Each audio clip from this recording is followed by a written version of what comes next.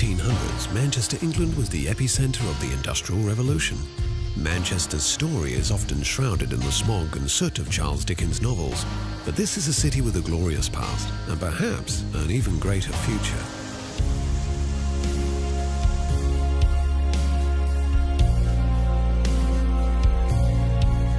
It's been said, what Manchester thinks today, the world thinks tomorrow. Manchester is a city of firsts. This is the world's first truly modern city, the place where mankind first split the atom, the birthplace of the first modern computer. Manchester's story begins here, in Castle Field, where the many chapters of the city's story merge into one. Explore the remains of the Roman fort, built to guard an ancient river crossing. Wander the banks of the Bridgewater Canal, whose completion in 1761 is regarded as the beginning of the Industrial Revolution.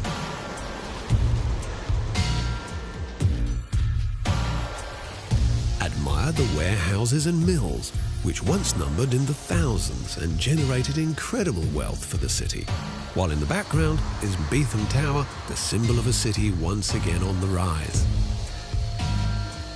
As the city's fortune swelled in the 19th century, so did its civic pride.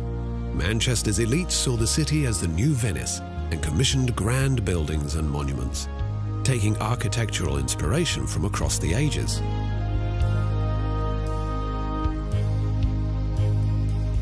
Manchester's crowning glory is its town hall, built to rival the great buildings of London. Admire the incredible Victorian Gothic exterior, lavish staterooms, and murals which celebrate the city's history. This is a building that proclaimed, "This is Manchester, and we've arrived."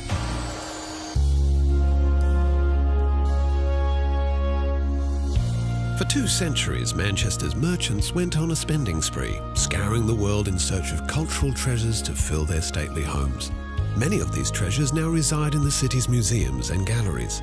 At the Manchester Art Gallery, explore the works of the Pre-Raphaelites, Britain's first radical art movement, and more contemporary works which continue to challenge.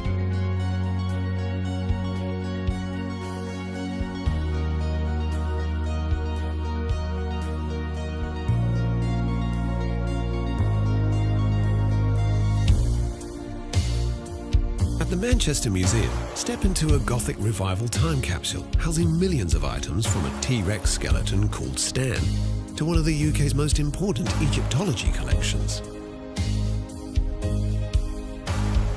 This city enjoys a proud philanthropic tradition. Perhaps the city's greatest was Enriqueta Rylands, whose gift to the city was the John Rylands Library. Dedicated to Manchester's largest textile magnate in the 10 years it took to create the neo-Gothic masterpiece, the widow acquired 40,000 books and oversaw every last detail, a labour of love for her late husband and the people of Manchester. Manchester has long understood the power of knowledge. In 1653, the Cheetham Library became the country's first free public library and has been open to all ever since. Let your fingertips wander the Tudor-era shelves, then step into the room where Frederick Engels and Karl Marx began to write the Communist Manifesto, a work inspired by the crushing conditions the city's workers once endured. Revolution and reform run deep in Manchester's waters, housed in a restored Edwardian pump house in the People's History Museum, which celebrates those who challenged Britain's rigid political and class systems. Stand before the simple desk where Thomas Paine penned The Rights of Man, a book that helped ignite the revolutionary fires in America and France. At the world's oldest surviving railway station, you'll find the Museum of Science and Industry. In the museum's power hall, feel the heat and steam that powered the shafts and wheels which once made Manchester the Empire's engine room. From textile looms to locally produced aircraft and motor vehicles, this museum is both a fascinating journey through the city's glory days and a peek into the future. The Imperial War Museum North is designed to resemble the shards of a world shattered by conflict. Manchester knows well the horrors of war.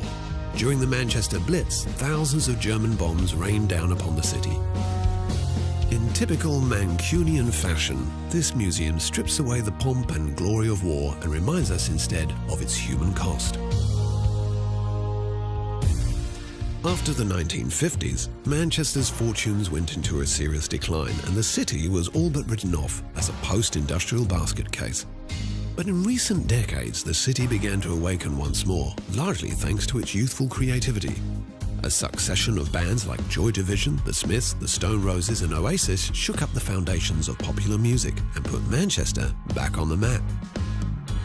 Explore the city's incredible musical heritage in areas like the Northern Quarter and pick up some rare vinyl along the way. Then head to The Village, around Canal Street, which perfectly encapsulates the Mancunian ideals of tolerance, self-expression and good times. But if there is one source of pride that truly unites this city, it's its two football clubs, Manchester City and Manchester United. In 1968, Manchester United became the first English club to become European champions. Today, the club enjoys a global fan base in the millions. Learn more at the National Football Museum in the city centre, or better still, time your visit for a match at Old Trafford, Manchester's theatre of dreams since 1910. Manchester may no longer be England's industrial powerhouse, but it's a city that's never stopped dreaming. Right across the city, daring new projects, innovations and ideas continue to capture the world's attention. In this city of firsts, the only question is, what will Manchester do next?